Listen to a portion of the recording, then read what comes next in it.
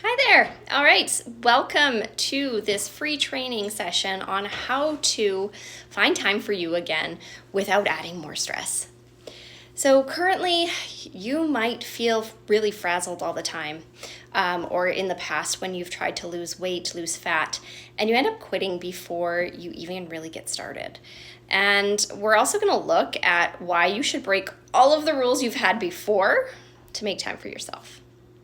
So today we are going to learn how to get started improving our wellness one step or strategy at a time. So we are going to go through 3 strategies today to get started so that you are not going to feel super overwhelmed, okay? So what often happens is moms already feel overwhelmed with life. And so instead of starting with one thing, they just say, you know what, I'll get to it when I'm less busy. The sad thing is, that time likely isn't going to come. Just ask your retired parents how busy they are, or anybody retired that you know. A big problem that can come in when moms think about the times that, that they've made changes before, and they decided they would change everything about their life all at once.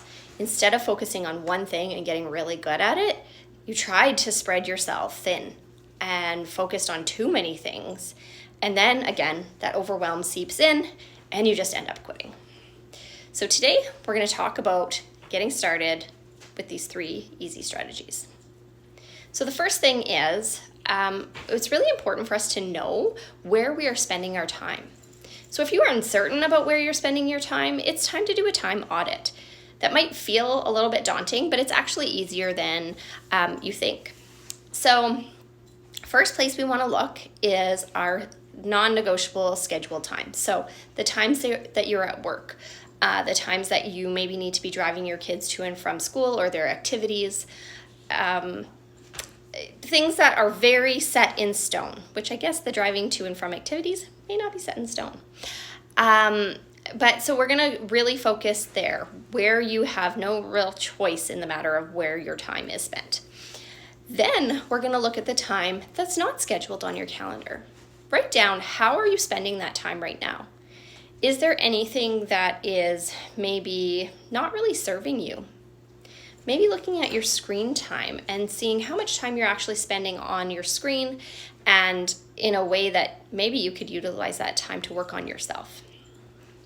All right, so once you have an idea of what that time looks like, I want you to actually add up how much time you have to fit some things in for you. So the second thing we're going to do is we're going to start to set some priorities. So we want to remember that we often put everybody else ahead of us on our priority list. And I want you to start putting you on your priority list at least once a week. If right now you're not doing any days a week where you're spending some time working on you, start with once a week. If maybe you're already doing a little bit here and there, let's just start to gradually increase that by one day at a time. Okay, so it's not like we have to do this all overnight. So if your main focus is that you want to improve your nutrition, the one thing you're going to add to the top of your priority list is meal planning and prep. Because if you don't have meal planning and prep at the top of your list in wanting to improve your nutrition, sadly, that's not going to happen. Those 2 things are, essential for improving your nutrition. And if they are not part of your day right now, or your week, I should say, that's where you're going to start. If you want to increase your movement, you're going to add movement to the top of your list. So where in your week is that priority of movement going to be put, and how are you going to be successful at it? All right, what about delegating tasks? So what I had mentioned about maybe driving kids to and from school or to and from activities, maybe there's another parent that you can share some of that responsibility with. Split it up so one of you only drives for half of the time and the other one drives the other half of the time. And then you can utilize that time for you instead of, I'm going to use the arena as an example, just sitting at the arena waiting for your child to be done from their activity or whatever it is. Other things that you can delegate. Maybe the kids in your household, if you have kids, are able to do some of the tasks that you do for them regularly. Maybe it's time for them to start taking on some of those responsibilities. But the big thing here is that we're not just going to demand that they take these responsibilities now when it hasn't normally been part of their responsibilities. We're going to sit down and have a conversation about how them helping you is going to make you feel better and have more energy, so that the time spent together can actually be a higher quality time spent. All right? So talking about setting those priorities, again, that can be a little bit daunting. But the big thing I want you to remember is what can happen is, if we're always striving for perfection, is we often start to procrastinate. So instead of making sure everything has to be perfect, start with done is better than perfect, so that you're able to just get started right away. When we learn new skills, it's never expected for us to be able to be a pro at it right away. Learning new ways takes practice. So be kind to yourself and allow yourself mistakes. Those are important. Explore what works and what doesn't, and keep moving forward. So remember that. Done is better than perfect. Perfection equals procrastination. So just get started. All right, our third strategy that we're going to talk about today is assessing our time wasters. So there is going to be a little bonus at the end of this video for dog moms as well. So, are you able to maximize your time while doing things like scrolling Facebook, watching Netflix or YouTube? I'm going to kind of help you along with this. So use that time to prep snacks or meals to have throughout the week. Or you can get moving and watch your favorite show at the same time. You're still going to get to enjoy your show, but you'll be successful at working on yourself. So long before I was, always busy with my kids on the weekends, my Sundays were very much routine and structured.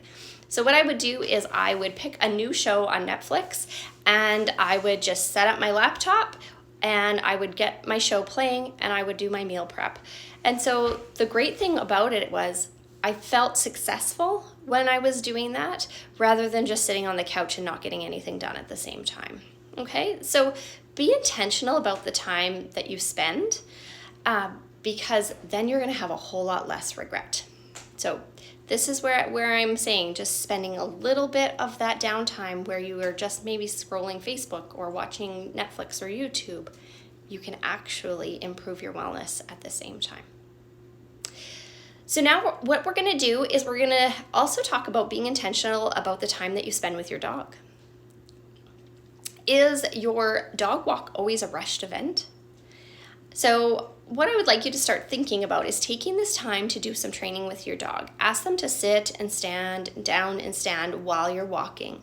Allow them to sniff and explore their environment. And maybe this will just be the excuse that you need to slow down and take more time for yourself. The very last thing that we're going to cover now is working on your dog's training. And if you ever find yourself frustrated because you're repeating your commands over and over and over again. So I hate to be the one to break it to you. Well, maybe not. However, you have likely trained your dog to wait for you to ask multiple times prior to doing the task. So today I'm going to teach you how to become even more efficient with your dog training tasks. So what we want to think about is we want to be really efficient. Again, perfection's going to be the last thing we worry about. Let's figure out ways to be more efficient with our time, and that can include for our meal prep, our movement, and of course our dog training. So I'm just going to pause this video for a moment. I'm going to get set up with Delilah, and I'm going to show you how we can be more efficient with our dog training. All right, so I have Delilah here with me now. She's just laying on her bed chilling while I get prepped here for our quick training session. So what I'm going to do is, and I'm hoping, not that I ever hope for my dog to fail, but I'm hoping to be able to demonstrate this with you really, really efficiently.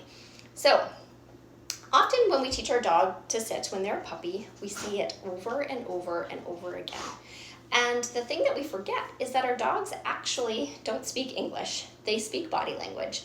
And so when we're teaching our dog a new skill, teaching them body language first is going to be able to create that skill, that behavior, much more efficiently, effectively, and you're going to get a more consistent behavior. Expecting our dogs to understand English first is kind of setting ourselves up for failure. So how many of you say to your dog, sit, and they don't sit? And then you say, sit, again, and they don't sit. And then you get, sit, and then maybe they sit. So again, we're kind of training our dogs to wait for us to ask for that behavior numerous times before they actually have to do it. So I'm going to show you by getting Delilah up and how I teach her first of all. So I'm not even going to use any words to start. Dee. And I'm going to show you with a treat. Dee. So first of all, I'm going to have that treat in front of her nose, and I'm going to bring that treat up, and her bum goes down. And I'm going to say yes and treat. So yes is her marker word. Again, I'm going to get her into that standing position. I'm going to lift that nose up, bum goes down. Yes, and treat. So obviously she knows this behavior quite well. So now what we're going to do, Dee, is I'm going to show you with just a hand signal. So I took that treat away, but I'm still able to use that hand signal. Delilah. Good girl. Body language. Now, I'm going to ask her with a command. Sit. Yes. So I waited for her to offer the behavior instead of asking for it again. Now, if she would not have sat in that moment, sit. I'm going to go back to my hand signal. Yes. If she had not done it from the hand signal, I would have went back to luring with the treat.